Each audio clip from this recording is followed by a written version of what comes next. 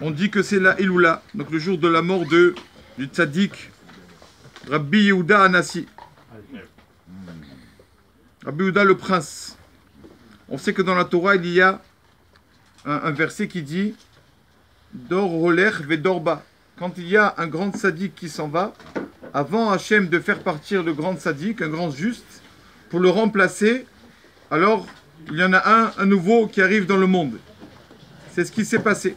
Quand il est mort, Rabbi Akiva, alors Hachem a dit j'ai préparé un autre tzaddik. Ce jour-là est né Rabbi Yehuda Anassi au début du 2e siècle. Comment? En 135. Et là, c'est jour de la mort. Il est mort en 135. Donc aujourd'hui, le 15 qui se lève, on dit que c'est le jour de sa mort. Donc justement, pour vous montrer combien ce rave qu'on a appelé, alors que c'est rare qu'on appelle des rabbanim comme ça, on l'appelait Rabbeinu Akadosh, Rabbeinu le Saint. C'est pas donné à chaque rave qu'on a appelé Rabbeinu Akadosh, Rabbeinu le Saint.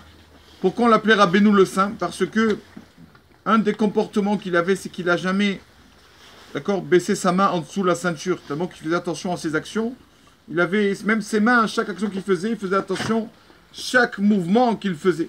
Donc il a toujours fait attention à ses mains, garder propres, tout ça. Donc c'est pour ça qu'on l'a appelé Rabbeinu Akadosh. On sait que quand il est né, c'est quand il y avait un décret des Romains de pas faire la Brit Mila. Et quand il est né Rabbi Yehuda Anassi, alors, bien sûr, sa maman lui a fait la Brit Mila. Et donc là, il y a l'empereur qui appelle la mère de Rabbi Yehuda Anassi, qui dit viens me montrer ton fils. Je veux voir s'il a fait la Brit. S'il a fait la Brit le petit, on le tue. Heureusement que la mère de Rabbi Yehuda Anassi était amie avec la femme de l'empereur. D'accord? Et elle aussi, la femme de l'empereur, venait d'accoucher. Donc elle va dire, regarde ce qu'on va faire. Tu vas faire un tour à mon mari. On va échanger les bébés. Prends le mien.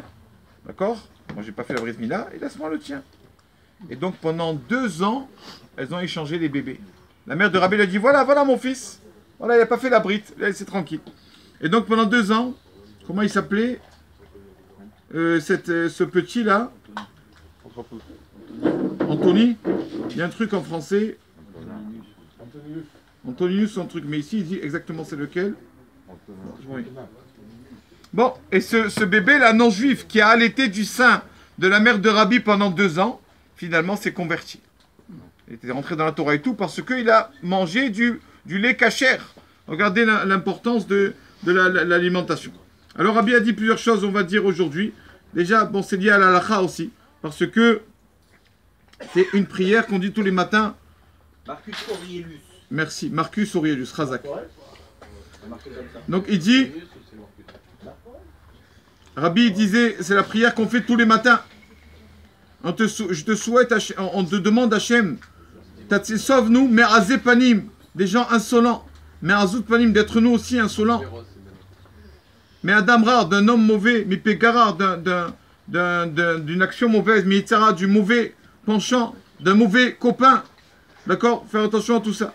Mi satanra, du satan qui est méchant, mi din caché, sauve-nous de tout ça. C'est une prière qu'on fait tous les matins.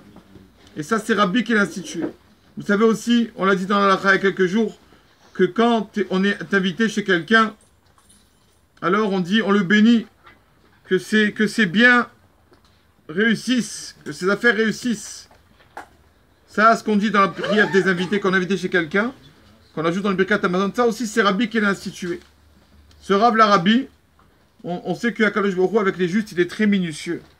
Et Rabbi, une fois, est arrivé à un endroit et il voit, il y a un veau qui court vers lui, qui se met dans son, comme ça, dans son sein, comme ça, qui s'approche de Rabbi.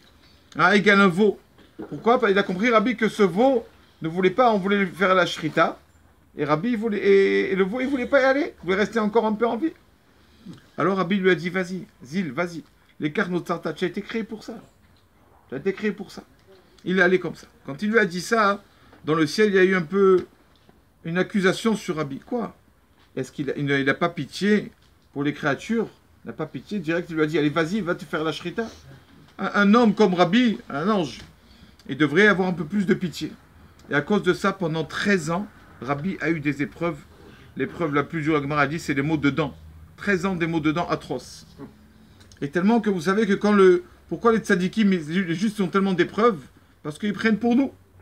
Et donc quand Rabbi, pendant 13 ans, il a des épreuves dans les dents, il n'y a jamais une femme qui a perdu son bébé.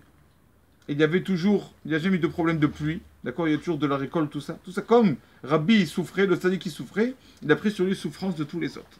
Jusqu'à qu'un jour, il arrive chez lui 13 ans après, il voit sa servante qui voit, comme, je sais pas, une belette, et qui voulait la tuer. Il lui a dit, non, ne la tue pas, la belette. On le dit tous les jours dans Ashrei, Verachamav al kol ma'asav. Hachem, il a pitié sur toutes ses créatures. Et pitié même de la... Alors, dans le ciel, ils ont dit ça, c'est bon. Il a compris le message. Là, il a eu pitié. 13 ans après, on a arrêté ces mots dedans. Donc pendant 13 ans, il a pris les malheurs de tout le peuple d'Israël pour lui. D'accord? À la fin de sa vie, c'est quelqu'un qui a mérité aussi d'avoir les deux tables, entre guillemets, avoir la Torah et d'être riche. En général, ça ne va pas ensemble, pas tout avoir, ce monde-ci, le monde futur. Ceux qui connaissent bien la Torah, ils n'ont pas beaucoup d'argent en général parce que ils investissent dans la Torah. Et ceux qui ont beaucoup d'argent, ils n'ont pas le temps d'étudier la Torah. Mais Rabbi, c'était un des, on va dire, des seuls qui a eu mérité d'avoir les deux tables. Il avait la richesse, Baruch Hashem, il avait aussi la Torah. Et avant de mourir, il a levé ses deux mains devant Akadosh Baruch Hu, devant Hashem. Il a dit à Maître du monde, Ribono Shel Olam, regarde mes deux mains, j'ai pas profité du tout de ce monde. Même que je pouvais profiter, j'avais tout, j'ai pas profité. J'ai pris vraiment le strict minimum de ce que j'avais besoin. Donc il y a encore beaucoup d'histoires sur lui. Il a écrit la Mishnah. C'est lui, exactement. C'est lui qui a rédigé la Mishnah.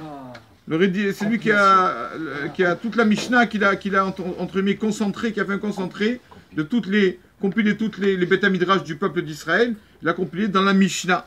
Et c'est grâce à lui qu'on a la Mishnah. On sait tous que Mishnah, c'est l'être de Neshama. Il n'y a pas quelque chose qui purifie l'âme comme la Mishnah, lire la Mishnah. Mishnah, Neshama, c'est les mêmes lettres. Voilà, que son mérite protège pour le peuple d'Israël. Amen. Amen.